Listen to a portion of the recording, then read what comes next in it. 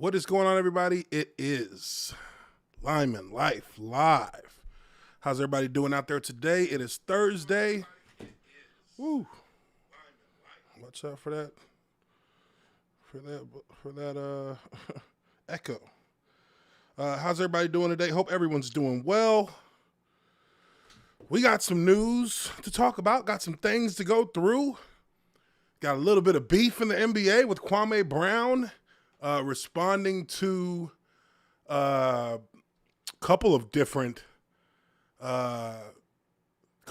things, but mainly responding to the All the Smoke podcast with Matt Barnes and his crew over there, and then the Breakfast Club. The Breakfast Club, really, to me, that's the one where I watched the video that Charlemagne the God, whatever his name is.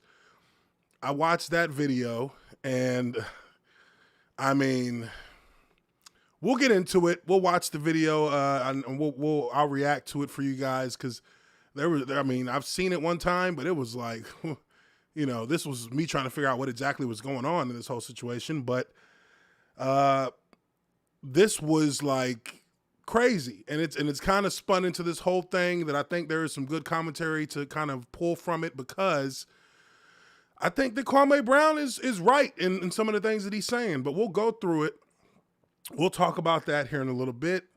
But also, probably the biggest story right now out of the NFL is that the Atlanta Falcons have come out and said that it's being reported that the Falcons have said that they are interested in trading Julio Jones. Yes, I know.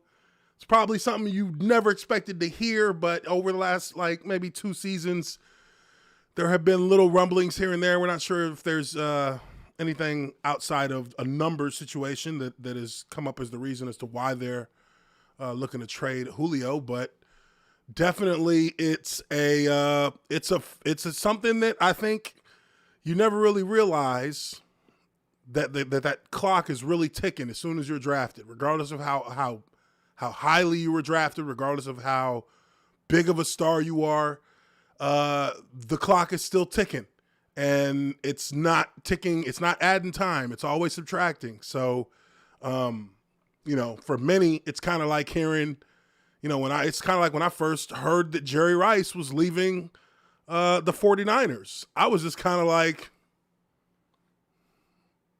that would never happen, but it happened.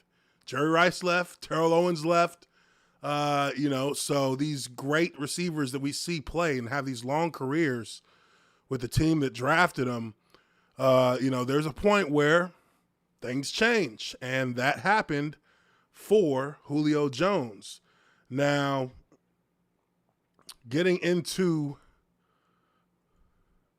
that topic in specific, I think the first thing that people are going to be wondering is, where's Julio going to go? If they're going to trade him, where is he going to go? How much is it going to cost?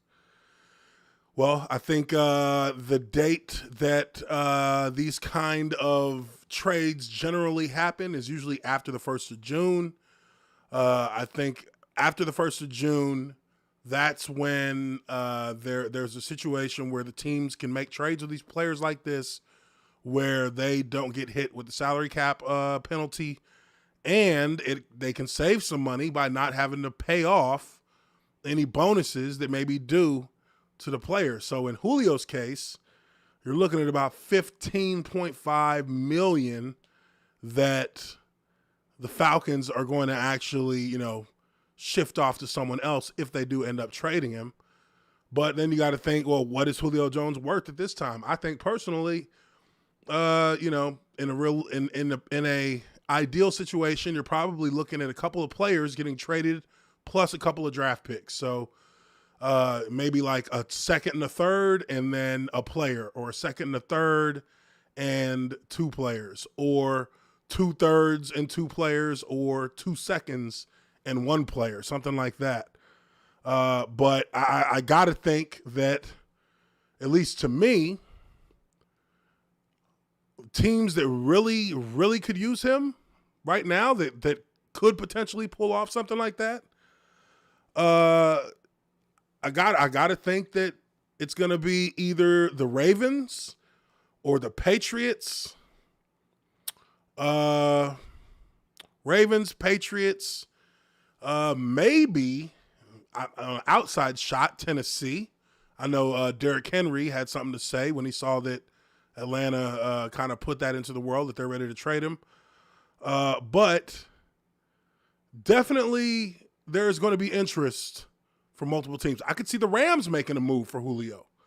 You know, that would be a move that would actually solidify them as a top tier, potentially a Super Bowl level contender for the Rams. But the Rams, they're looking at a lot of issues as far as their cap goes coming here soon. So they could probably make it happen. They'd have to get rid of some pieces. But there is a market that is better right now than it was 12 months ago for Julio Jones. I still think Julio Jones is an elite level receiver.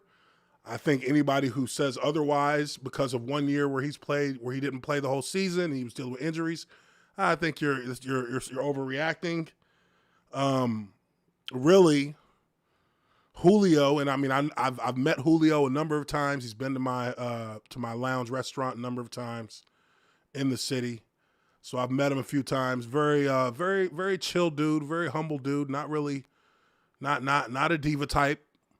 Definitely just, just trying to handle his business, and he's a professional. So I think whoever gets him, obviously you're getting him as your likely top receiver, but also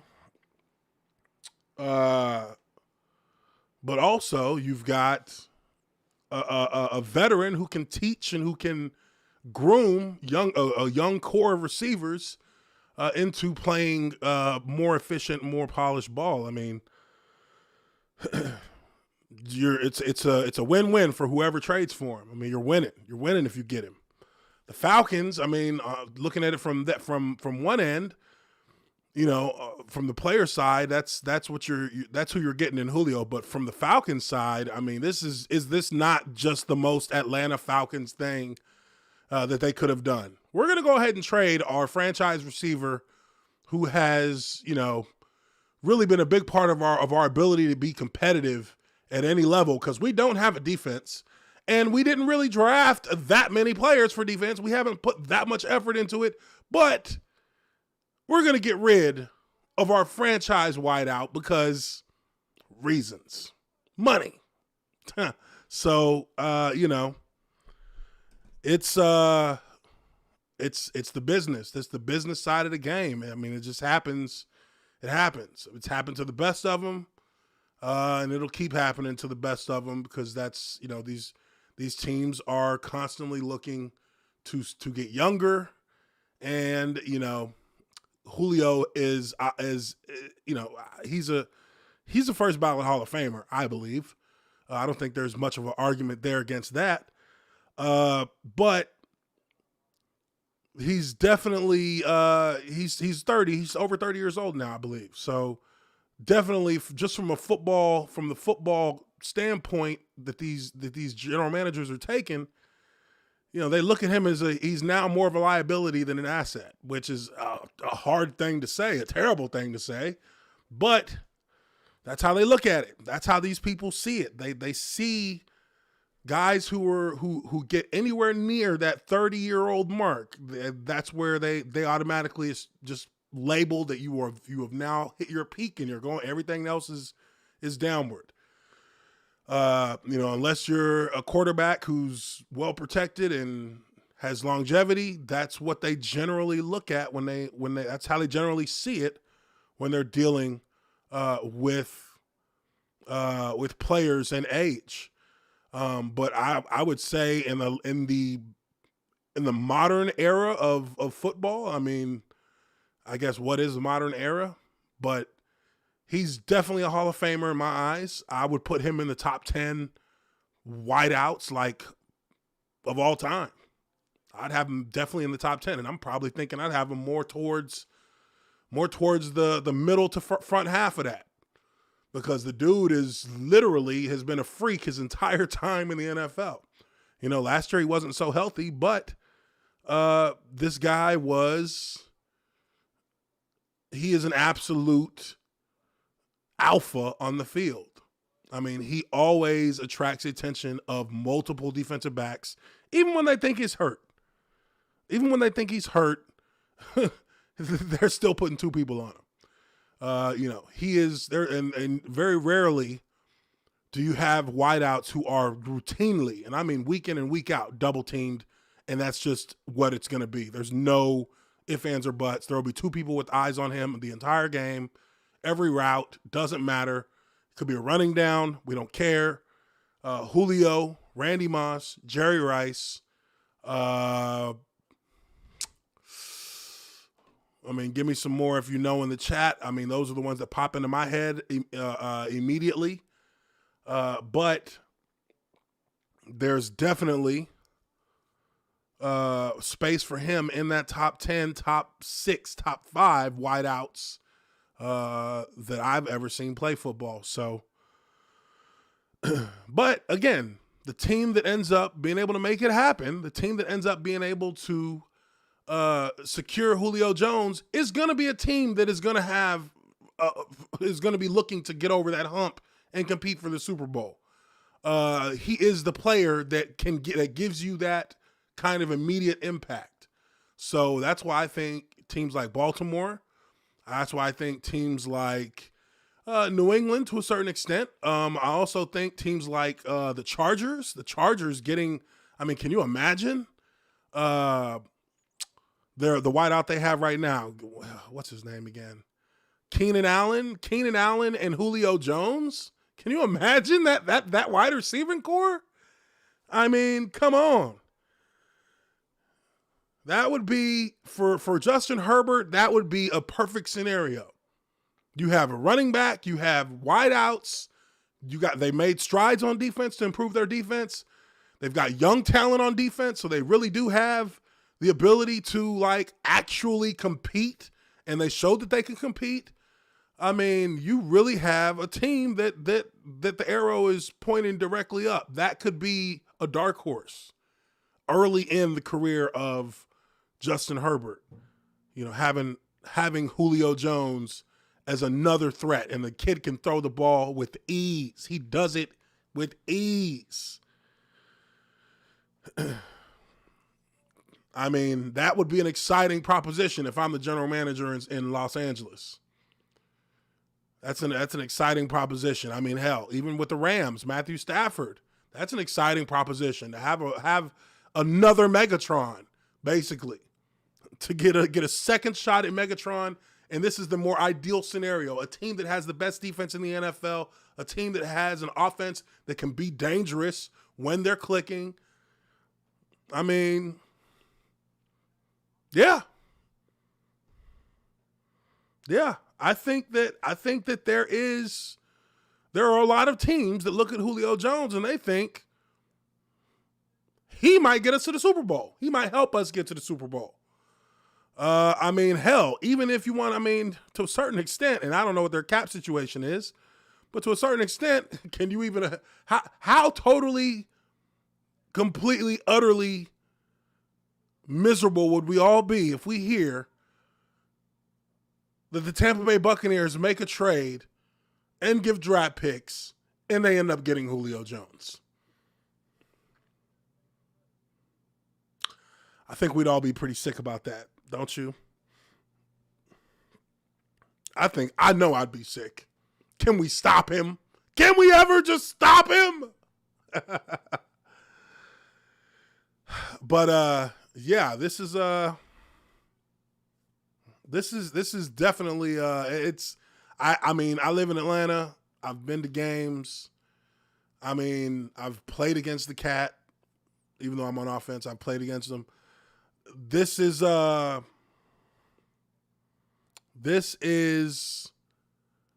sad to see him go, but you know that wherever he's going, he's gonna still ball out. He's gonna still fly like a falcon. You know what I mean? He's still gonna do his thing. So definitely interested in keeping up with this. We'll be keeping an eye on it. Of course, it's gonna be breaking news. It's gonna freaking bust the internet open once they actually announce that there's a trade that's been completed. If it ends up happening, there's no guarantee. A lot of teams are kind of tight right now. A lot of teams are a little bit tight with the salary cap, the way it got cut down a little bit because of last season. So a lot of teams are a little bit tight. And, you know, you got to get these draft picks signed. I was talking about earlier on Twitter that, hell, I would love to see if you wanted to give Trevor Lawrence a reliable weapon early in his career. Hell, Jacksonville has some money. Jacksonville has some draft picks. Add those together and they might have Julio Jones. And I don't think that would be a bad move for Julio at all. I don't think that'd be a bad move at all. That gives you a lot of weapons. That gives you a lot of weapons. You got Trevor Lawrence. You got, what's his name? Robinson, the running back. You got Julio Jones. You got Etienne. You got DJ Chalk. I mean, you got guys who can actually ball out on offense. You know, it's just a matter of getting the chemistry and getting the rhythm and getting the play calling. But you got an opportunity there. I don't think that that's beyond the realm of possibility. And if I'm Urban Meyer, that's something I'm checking into already. I mean, because think about it like this: the Jags stocked up on a lot of draft picks. I could imagine, hey, give up a first rounder and a player, and that's it, and you got a deal. They can take on that $15.5 million. They've got tons of space in their cap. They can take that on. That would create a scenario where maybe, just maybe, you get a couple of guys that get hurt, and next thing you know, you can throw old Timmy Tebow in there. And old Timmy, well, shoot, put him in H-back and shift him around a bunch of different places, and then just let him do his thing. Throw him a little hitch route, and let's see if he doesn't get destroyed immediately. But you know, it's a theory. I think that they could look into a move like that. If you're trying to start winning immediately, why not? It's either going to go really well or it's going to go bad, and you know, you take your licks. But Julio Jones is going to be a hot ticket come June 1st, I think. So we'll see how that plays out. But you know, what does this mean for the Falcons? I mean, you got to think about that as well. I mean, if they get rid of Julio Jones, I know they got Pitts at tight end. I know they got who else do they got at wideout? Who's their wideout? What's their wideout group looking like? Let me know. Let me know in the chat if you know what their wideout group is.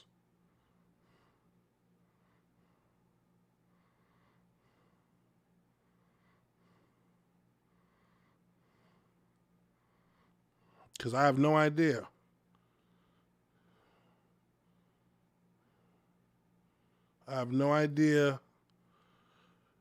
Calvin Ridley. Yeah, Calvin Ridley's a baller. Yeah. Calvin Ridley. Russell Gage. Okay, he's a baller too. Okay, so they got some players. I think so they're in a position where they're kind of moving on to the future. Which, I mean, that's so crazy because, I mean, this guy still is an elite level wideout. If nothing else, I mean, you know, we'll see. It's different. When you have Julio on the field, it's different for those wideouts. They're in one-on-one matchups. And they can move around as they see fit, and they can get open easier because the attention's not on them. Once Julio's gone, the attention comes back on them. And now they're going to try and take a guy like Calvin Ridley. They're going to try and take him out the game. And there's no telling if he responds to a double team and knows how to manipulate and overcome a double team in the same way that Julio Jones can. We don't know that. So, you know, they drafted Kyle Pitts, and you're expecting a lot from that guy at tight end.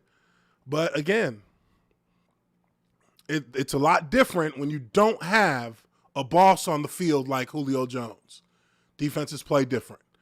So it might get harder for the Falcons, you know, and they got Matt Ryan. He's not a runner. He's not really mobile. He is your prototypical traditional quarterback, drop back quarterback. Their offensive line, it's been bad for years. It's been bad. And he's been taking a lot of shots. And I've always said that I think that Matt Ryan somewhat is unjustly blamed for the fact that he doesn't have an offensive line. So when he's trying to throw balls under duress in clutch moments, those balls don't always come up on the money. And that's not his fault. Really. I've watched it. I paid attention to it. He takes more shots every year, it feels like. He takes a lot of shots. So, you know, take it for what it is. It's hard to throw the ball accurately when you're always catching somebody in your rib cage. So we'll see. I'm sure he's got some feelings about that himself. You know, Julio, again, all-time guy. And really hate to see him leave Atlanta, but I'm sure he's still got another, 3 or 4 prime years left. Because I don't even think he's out of his prime, to be honest. I really don't. Really don't think he's out of his prime. But as I was talking about just a moment earlier, we got my guy Tim Tebow officially signed with the Jacksonville Jaguars. And I do believe we got some video footage of Tebow in his first practice. We're going to pull that up here. As a tight end, his first go-round as a tight end. And let's take a look. This is coming from, this is News 4 Jax. So this is, we'll parade through this real quick. Well, if there was a song to be put to this story, it's Reunited, and it feels so good. The song's the mantra for Urban Meyer and Tim Tebow right now from Gainesville to Jacksonville, taking a live look at TIAA Bank Field, where just moments ago, News 4 Jax reporter Scott Johnson spotted Tebow. Never really seen this, Bruce. They're over practice. Oh, my God. You don't even understand how hyped these people in Jacksonville are right now. Like, they're so hyped. They have been wanting this for a decade, it feels like. Yeah, a decade. Since 2011, they have waited for this moment. They have waited for Timothy Tebow to come strolling on out. Practicing right now. Let's put that video up on the screen. Look how hyped you hear how hyped the reporter is even. Oh man, this brings back memories. Making that walk. But you hear how hyped this guy is, so jacked right now to talk about this Tim Tebow appearance. They're so hyped. And it's crazy because he's not even playing the position they wanted him to play when they wanted him to be here the most. But let's take a look. Here we see walk by number 85. Wow, he looks like somebody from behind. Oh, wow. He looks like 85. That is forget the cat's Tebow name that used to be on the team with me. Fame, and now Jaguars fame, officially practicing with the team, trying to make the team as a tight end. This is okay, so he looks a little bit beefier here, a little bit like he was eating some nice Five Guys for a few weeks before he came in. Try to put a little bit of padding on there. You're gonna be in the trenches, gonna be blocking, gonna need to be able to sit your ass down a little bit to block. You gotta have some weight in there. But look at these. Come on, man. Come on with the wristbands, man. Come on, man. You catching balls now. You blocking now. Come on now. You need to get first off, you need to get rid of these. Get rid of these little wristbands, and you need to tape them wrists up, cuz. You need to tape those wrists. Don't worry. After that practice, I'm sure you made a mental note. It's time to tape those wrists up. Because, no. You ain't going to be in there blocking with no wrist tape. Those wrists are going to get destroyed. Those fingers need to be getting taped up. You need to get them fingers, you need to tape the two fingers together right there in the middle. So when you grab and those pads start moving around and guys start smacking at your hands, you don't dislocate them fingers. You know, you got to learn how to block now, son. You got to learn how to block. Look at those gloves. You need to take off those gloves. Now you need to tie them up. Tighten them. He's wearing these gloves like he a wideout. All got them all undone. Come on, son. Come on, son.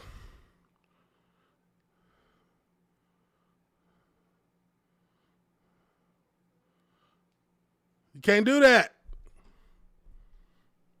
Is essentially set Jags Nation on fire just after they learned about Trevor Lawrence. He set Jags Nation on fire. Lawrence being the #1 pick to the team, so it couldn't be any more exciting of a time to be a Jackson. That's the other undrafted free agent. He's like, hey, oh, yeah. What's up, Tebow? Yeah, I remember hearing about you when I was in middle school.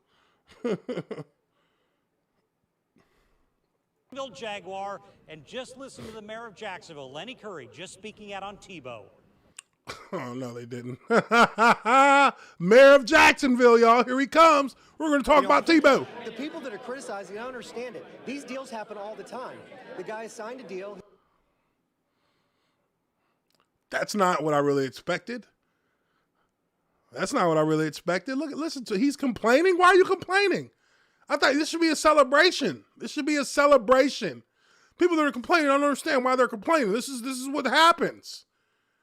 He's got to go out and earn a spot. And I think he said on Twitter today, he understands that and recognizes that. I think the world of Tim Tebow, I hope he makes it. But I think it's a good time to get Jaguar. Trevor Lawrence, Urban Meyer, Tim Tebow, Miles Jack, Robinson. I mean, we got a good group coming. You see, like, essentially, the Jacksonville Jaguars, in a roundabout way, have managed to actually transfer the essence of the University of Florida Gators 60 miles down the road into TIAA Bank Stadium, and now the Florida Gators are the Jacksonville Jaguars. Now it's complete. They got the coach and they got the quarterback, who's now a tight end. So it's come full circle. They've gotten everything they've wanted. And now, in 2021, we're all going to bear witness. This is what they've been waiting on. Let's see if that stadium gets filled up on a weekly basis. I think they're saying that they've sold out of tickets this season. I do recall that the Jaguars used to do some interesting and creative things to actually sell out the stadium in Jacksonville when I was there. And this was like in our best years, which would have been like 3 out of my 7 years there.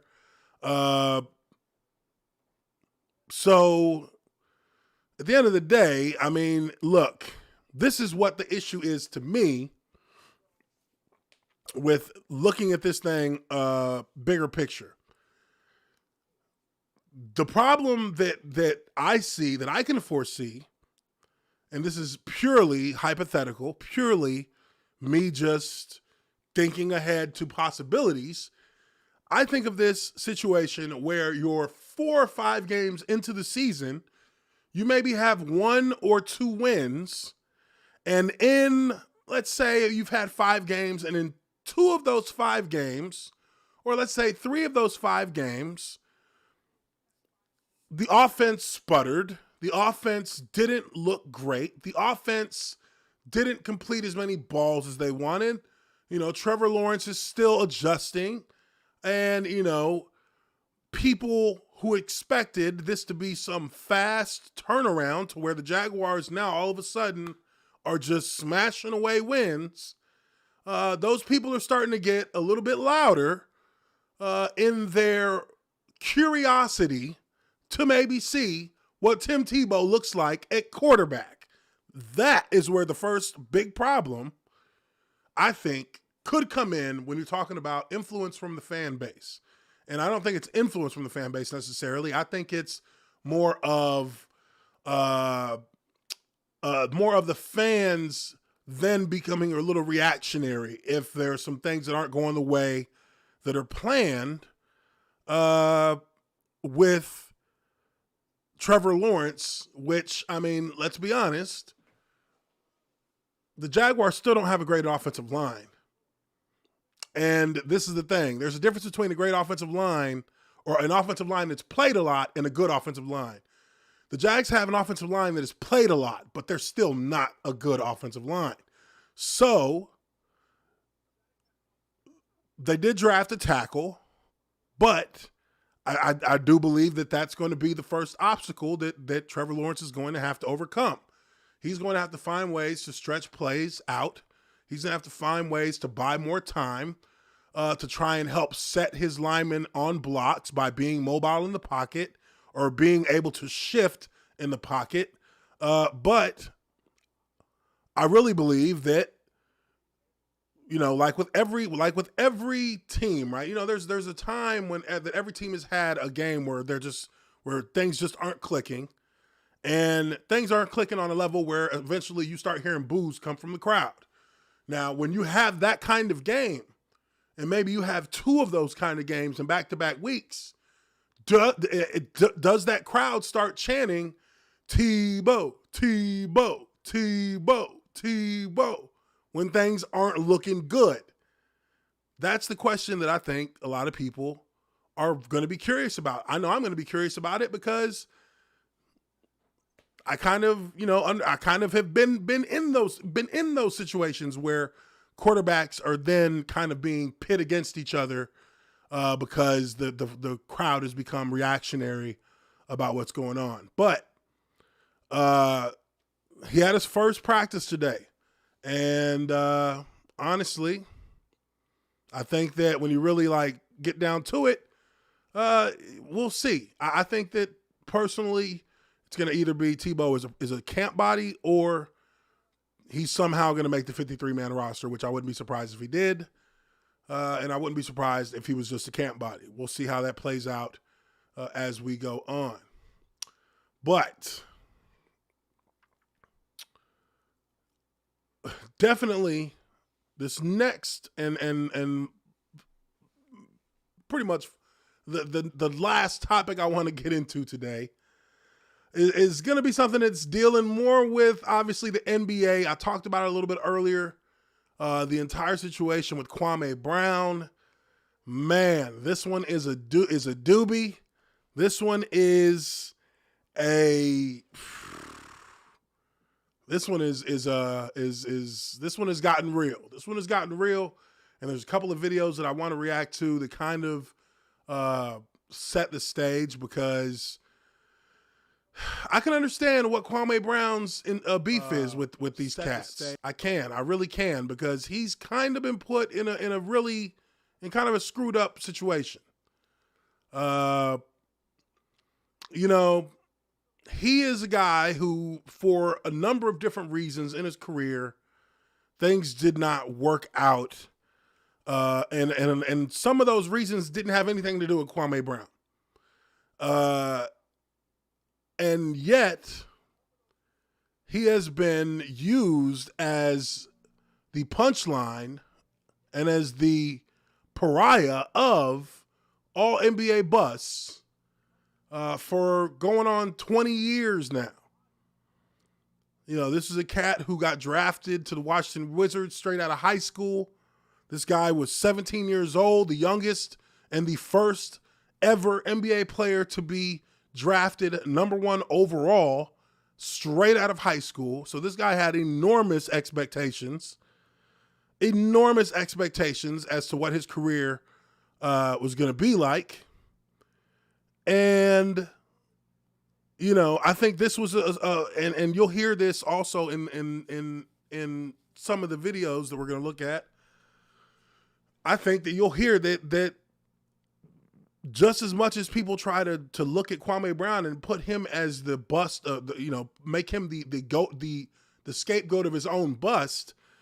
I think if you look at the circumstances around him, and having somebody like Michael Jordan as your quote unquote mentor, and the way Michael Jordan handled Kwame Brown, there's no way that you can expect any 17-year-old to be able to live up to the expectations of being the number 1 overall pick in the NBA draft and to be the savior of a franchise that really has not been going in any direction but down over the course of its, let's say, history. So Kwame Brown, as a young kid, was not able to withstand that kind of pressure. But even at that, the kid still played 12 years in the NBA.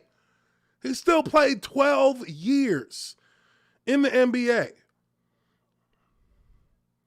So this cat actually was able to progress and become a role player to a certain extent.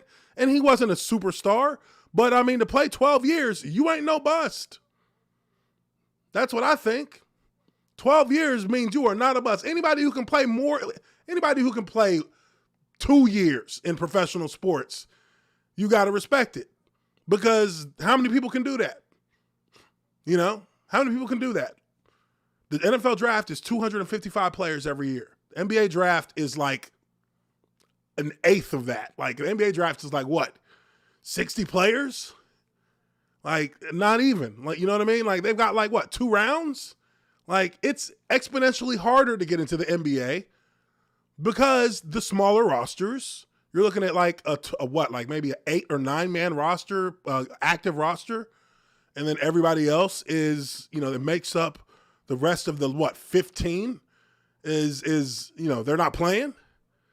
So, this was a guy who still managed to make something out of his career and still managed to be a part of meaningful teams and playing in meaningful moments. He's in the playoffs multiple times. The guy actually like grew into a player. He may not have been the player that people expected, but he grew into something. And Matt Barnes and Steven Jackson on the All the Smoke podcast, they took shots at this guy. More particularly, Matt Barnes took shots at this guy, which is bad enough, but okay. He had a little snide remark about Kwame Brown and the situation about when him and I believe it was Gasol got traded to the Lakers, and Matt Barnes made a little snide comment about that. But the fact of the matter is, he wasn't doing it in any way that could be considered anything but disrespectful. And Kwame Brown caught wind of it. And not only that, not only was it Matt Barnes and Steven Jackson, but also once Kwame Brown responded to Matt Barnes and Steven Jackson and their situation, then we had the Breakfast Club with Charlemagne the God, who has a reputation of his own. He then decided to jump in and chime in on this spat between Kwame Brown and Matt Barnes. So let's take a look at that video first, because there are a number of things that I just think that Charlemagne crossed the line here, because you just do not go into this territory and try and create some kind of narrative behind this man's name, especially for everything that Charlemagne claims that he holds true to about uplifting the black community, blah blah blah blah blah blah blah blah blah blah blah blah blah blah blah blah blah. All that stuff, it means nothing when I hear him talking like this about another black man. Podcast. So let's jump into it real quick. Well, beef got a little bit crazy on social media. Now, this all started with the All the Smoke podcast, and during Gilbert Arenas' recent appearance, he spoke about his former Washington Wizards teammate, and I guess that ruffled some feathers from Kwame Brown. And okay, you see there, you see, she's trying to set it up as something that maybe didn't seem so bad, but it ruffled Kwame Brown's feathers, like typical kind of like gaslighting, sauce it up type, I guess, quote unquote, reporting here. But let me skip a little bit ahead to what exactly was said. Kwame Brown, here's what happened. Well, we traded Marc Gasol, yeah, that's what people, right? oh, you got him for nothing, not realizing that what you guys gave him was Marc Gasol. And Kwame Brown. And so, Marc Gasol. and, that was a one-man trade. He could have been. Imagine What happened. So, I mean, in an underhanded way, Matt Barnes is like, just Marc Gasol. He's not crediting, he's not acknowledging even that Kwame Brown was one of the players that was there. Like, which is really throwing some heavy shade because, I mean, that guy was a professional. He played ball. Like I mean, you know, it's he's making him a punchline yet again. So. Well, we traded Marc Gasol, yeah, that's what people, right? oh, you got him for nothing, not realizing that what you guys gave him was Marc Gasol. And Kwame Brown. And so, Marc Gasol. and, That was a one-man. He goes Marc Gasol. No, and Marc Gasol. Just Marc. That was a one-man trade. That's kind of fucked up. But Trade. he could have been. Imagine being an 18-year-old kid getting drafted #1 by your idol, Michael Jordan. We know Michael Jordan's personality. Imagine that personality Slapped him in the face. going towards a 18-year-old kid. So when you're making him look little to his peers, he loses his confidence. So when I get there, he doesn't have confidence. And I think that is a good summary of Kwame Brown's dilemma that kind of sent his career off the rails. That kind of derailed the possibility of him being able to live up to his draft status. Was that he was drafted by the wrong kind of person. Michael Jordan, nobody will ever, I mean, people will try, but nobody could ever convince me or 99.9% of the rest of the population that Michael Jordan is not the best basketball player to have ever played the game and potentially the best athlete to ever play in sports, potentially. But as a motivator, Michael Jordan's style of motivation is not the kind of style of motivation that you want to introduce to any young player who does not have experience, especially as a high school grad. Like, this kid is just out of high school, right? Just out of high school. He is literally incapable of being able to process and actually like benefit from anything in the way of Michael Jordan's style of motivation, because Michael Jordan is an asshole. He's an asshole. And that's how he motivates. He motivates through, he is the motivator through fear, because he will rip you on the court for costing him a win. He'll rip you on the court for costing him. He'll rip you in the locker room for costing him. But that's also part of his greatness. That's part of his greatness. But he's not, I mean, he is notoriously bad at evaluating talent. He's notoriously bad at actually building a team. But we know what his exploits are on the court. I mean, there's no mistaking the greatness that he has. But that's what doomed Kwame Brown right there. You know what I mean? So it's trying to build this man child up. All the Smoke is one of my favorite podcasts. Now, this is the part that irritates me. This is the part that I actually did have a big problem with this guy. And this is where he goes in. Okay, I see somebody saying, I see MY Blackout, Kobe was like that too. Yeah, Kobe was like that too. I would never want Kobe to be coaching or being the general manager of a professional basketball franchise, rest in peace, Kobe Bryant, I would never have wanted him to be in that position because, look, at the end of the day, Michael Jordan didn't pick Kwame Brown. Michael Jordan actually was not the decision maker on that. That was the owner of the Wizards who made that decision to pick Kwame Brown. And,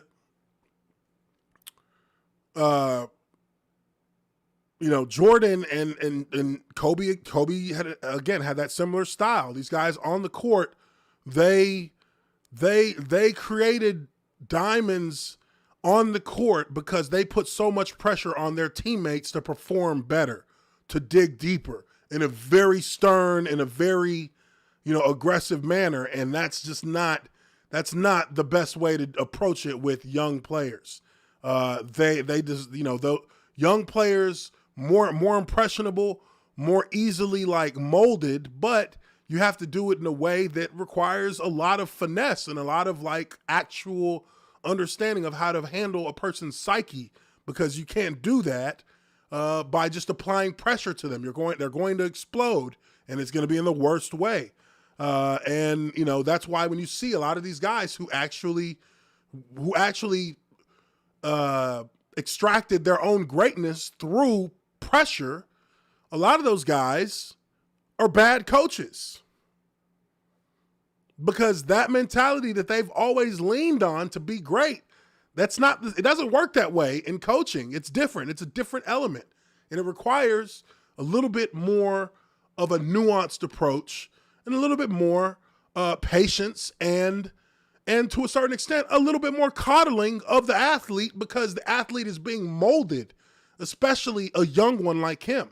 You have to finesse it. It has to be something that is very much almost like a fatherly, almost like a parental relationship with a young guy like that, where you have to try and you have to bring positive with teaching and with critiquing in a very nuanced way. And he just was not capable of that.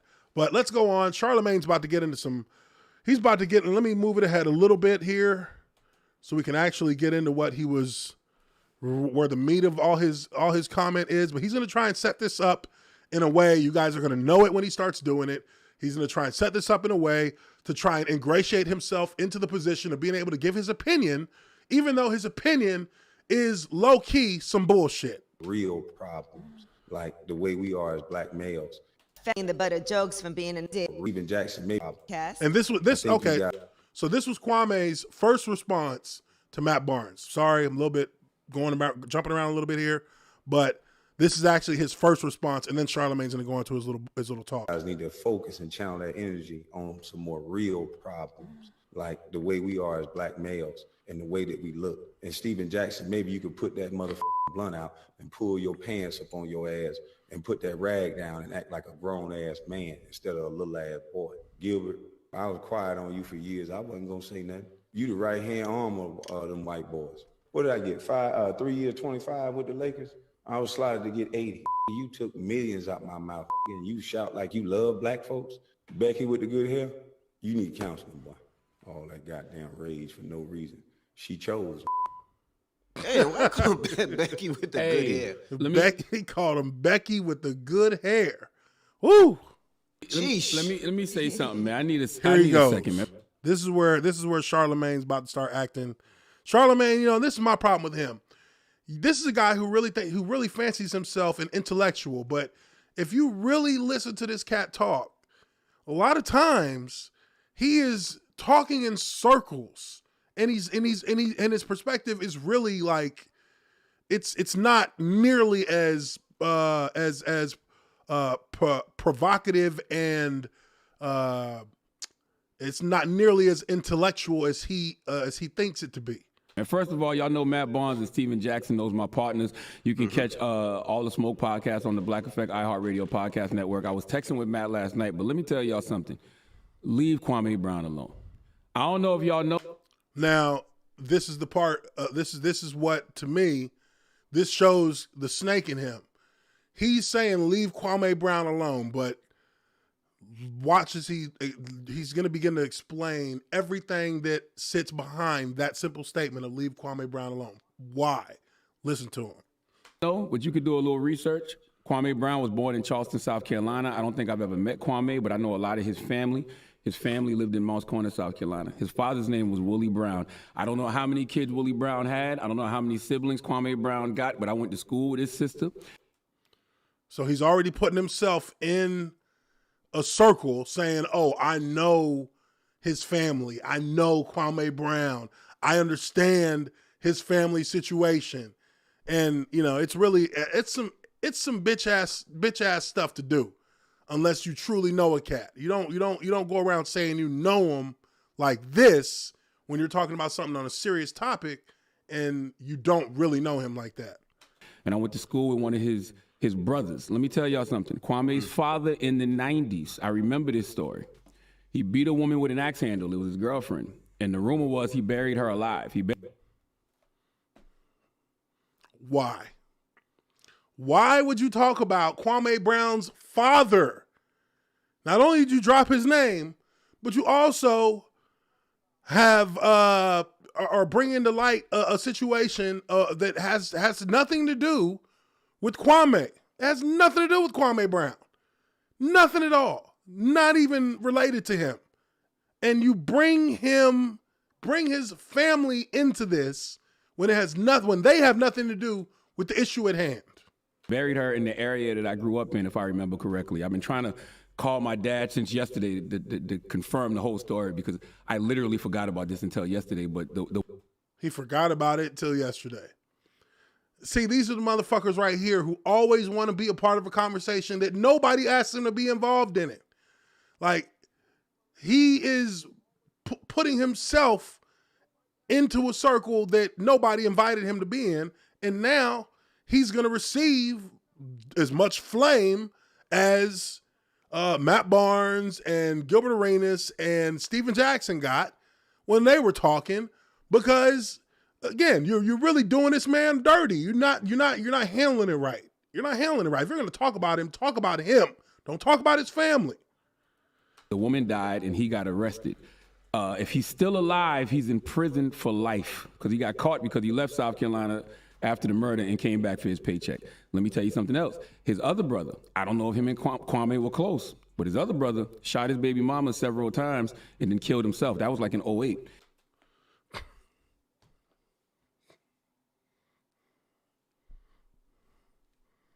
You hear this dude? This dude is literally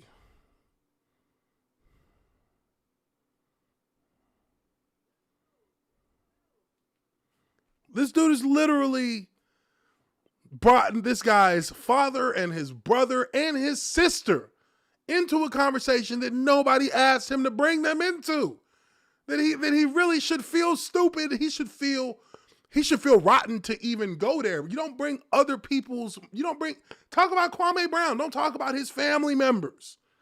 And he's ranting off about his family members being criminals. Like, that's what he's getting at right now. So what he's doing is he's kind of perpetuating that whole notion that the sins of the father are the sins of the son. And that this is going to and that Kwame Brown is somebody who, if we talk about him and make fun of him, he's gonna come kill us.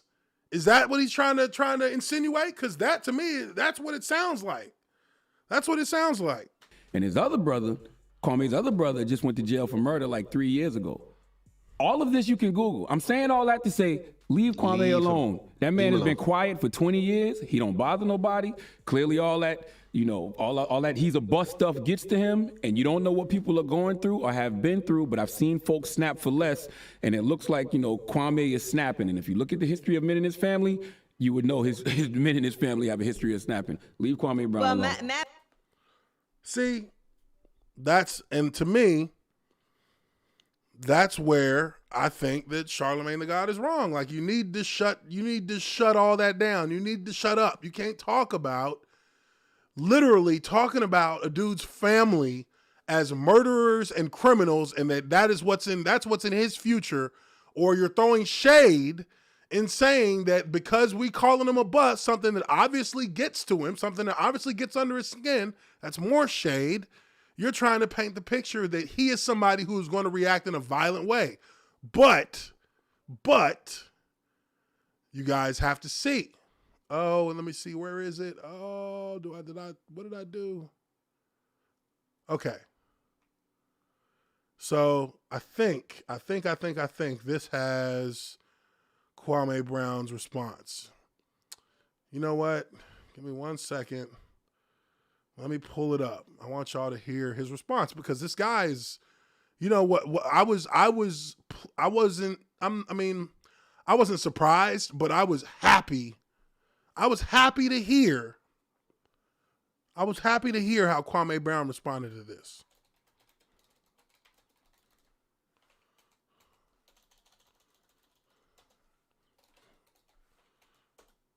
Because for me, honestly, he eviscerated Matt Barnes and them and talking about them. But what he said about the way he talked about Charlemagne after he talked bad to him, or after he talked about him on that show, my goodness. Let me pull it up here. Give me 1 second. Okay, here we go. Now, fair warning, I don't think this is I don't know that this is edited. A lot of cussing. Couple of words that might get your boy flagged. I don't know. Make sure you hit that like button. Hit that subscribe button if you haven't subscribed. But this was his response. Here's hoping that, because I'm not about to, scan through it just to make sure it ain't got cuss words. I mean, I'm just going to have to live with it. But here is his response. I believe this is his response to Charlemagne. All right. Here we go.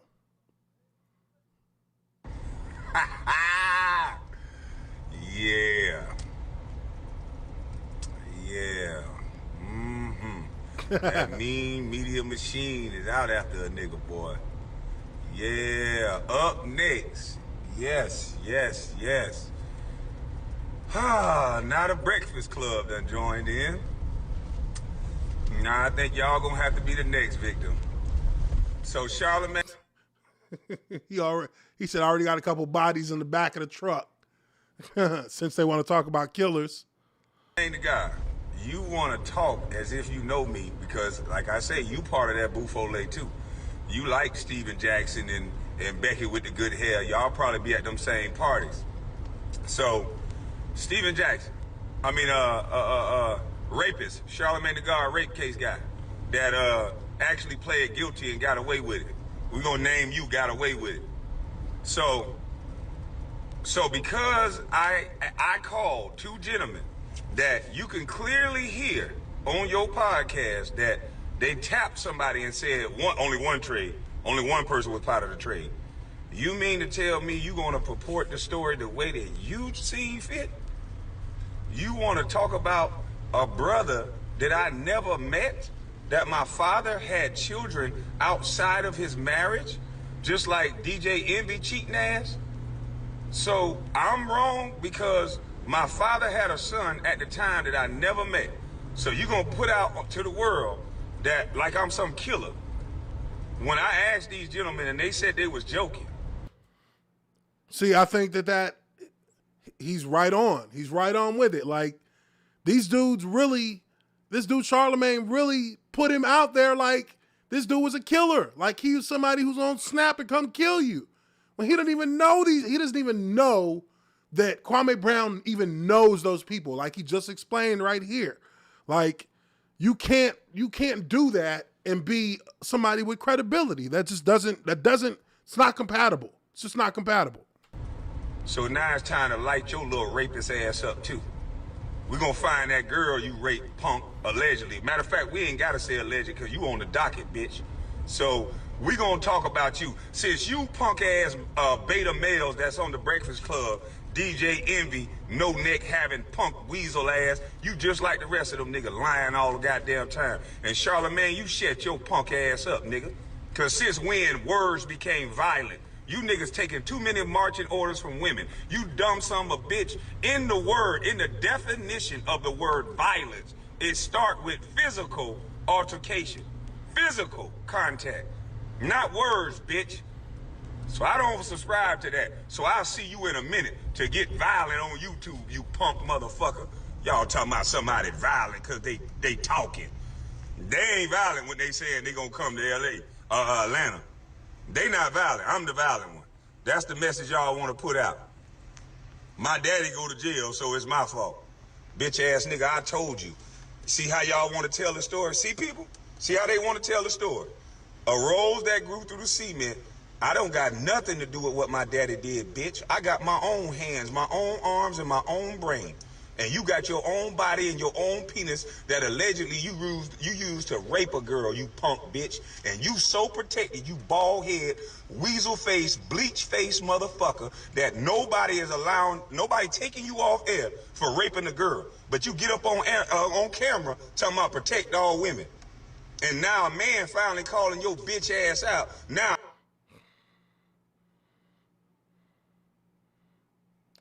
Well, alrighty then. Man. Yo.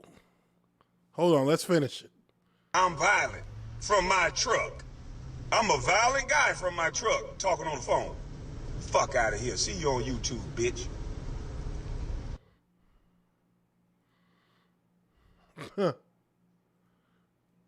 Wow. So that's the response, right? So that's the response from Charlamagne. I mean, from Kwame Brown eviscerating Charlamagne and bringing to the forefront the issue. And you know what? I got to look this up while I'm sitting here. I got to look this up. I'm sure this is being looked up.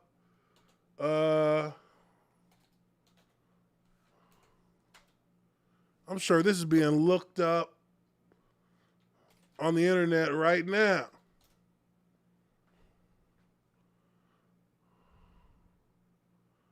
Ooh, June 10th, 2019.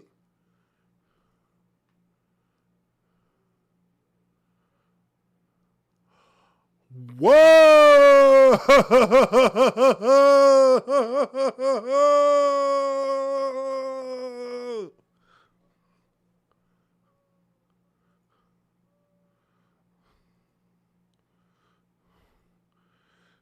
Look, this was like the first site that came up, all right, when I looked it up.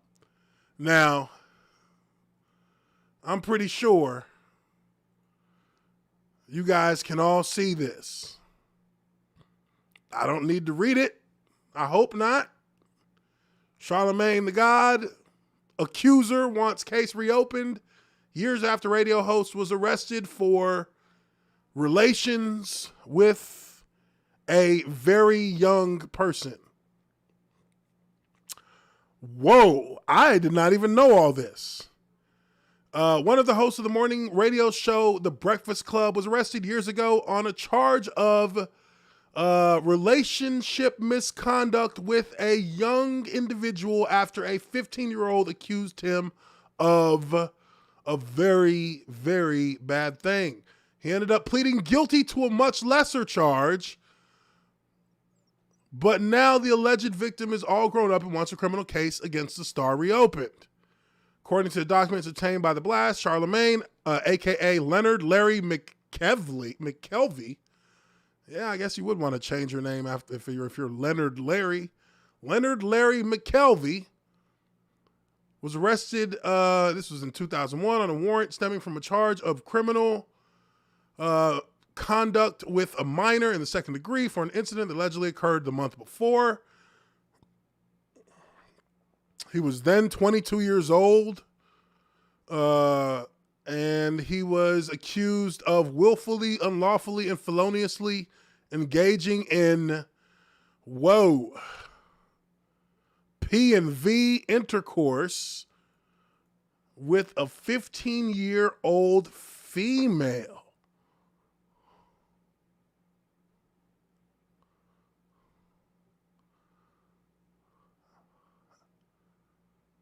Whoa. I mean, hold on.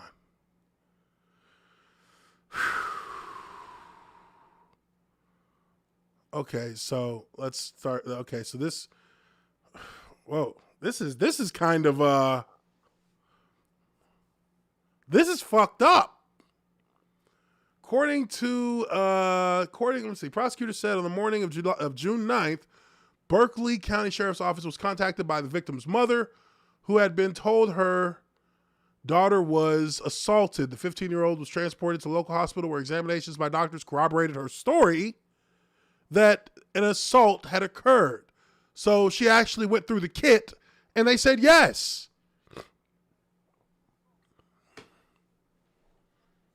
Hold on. The hospital also obtained a statement from the girl implicating Charlemagne in the alleged assault.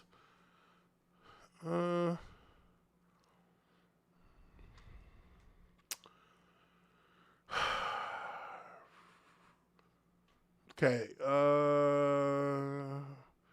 Police noted the girls appeared to be very intoxicated and not know where they were or how they got to the location. Reed was crying uncontrollably, and her friend explained that someone had picked them up from a nearby residence and gave them a liquid to drink that one of the girls claimed tasted like soda. Ooh. Somebody got roofied. Damn. Reed's friend said the last thing she remembered was waking up with a man trying to kiss her. She told the officer she fought the man off and then found Reed in the room across from where she was, naked and crying, stating she had been... The girl then called her mom, who called 911.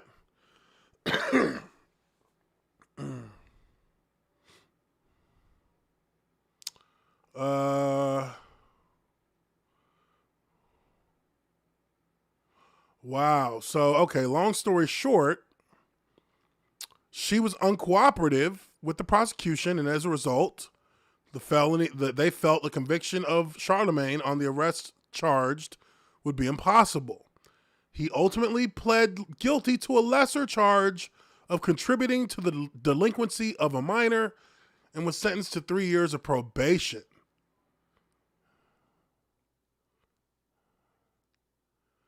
And it says, fast forward 16 years later, and 32-year-old Jessica Reed now says she never received closure on the incident and has not been able to get over it. Wow.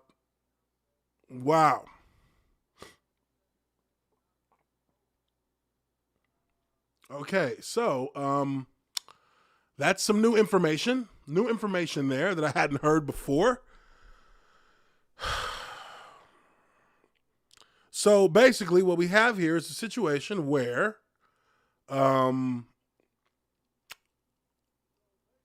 this is a situation where this guy clearly got lucky because the victim was not cooperative. The victim wasn't cooperative because, I mean, there could have been a number of different reasons. We're not going to speculate into all of that. I just bring this back to full circle that Kwame Brown came and really put his foot down on this guy in particular because the duplicity and the contradictory nature of everything that Charlemagne talks about that he stands for, and how he has went against all these things that he says he stands for, both in saying protect all women and also in the fact that, you know, as a African-American brother, you come out and you literally smear this man's name, because of actions that his father took and a brother that he never knew, who was really a half-brother, somebody who he never knew, never met, who committed a crime that had nothing to do with him, a father who committed crimes that had nothing to do with him.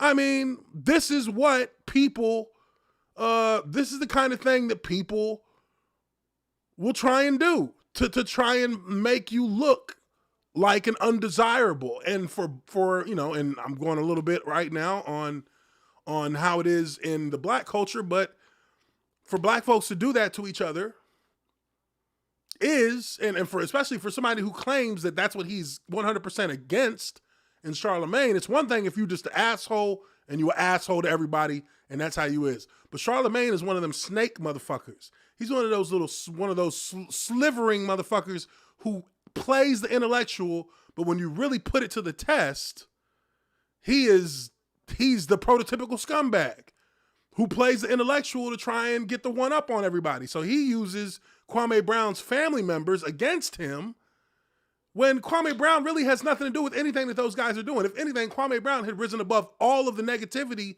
like he said, arose that grew from concrete. Shout out to Tupac Shakur. And, has risen above the concrete jungle that he was raised in. He is risen above that environment to make himself the number 1 overall draft pick. And no, things didn't work out the way that he probably wished they had. But it wasn't all on him. It wasn't all his fault.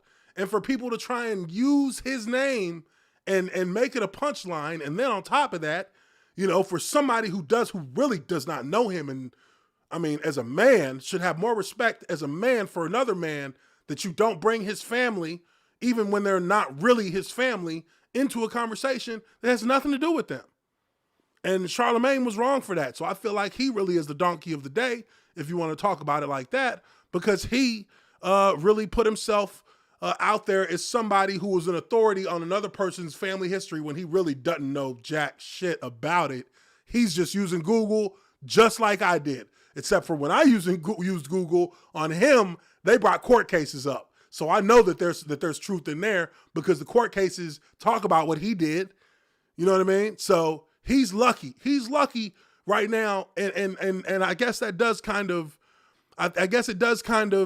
make sense that Charlemagne would be the guy who's projecting that they are somebody who's about all this black unity and stuff like that. Because when you look deep down under it, he's already committed crimes against his own black people. So, you know what I mean? He's admitted to it. Only reason he's a free man right now is because there wasn't cooperation by the victim. He wouldn't be a free man right now if it was any other way.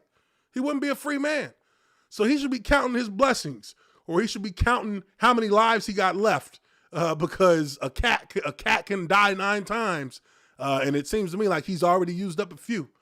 But anyways, guys, that's going to be it for this live stream.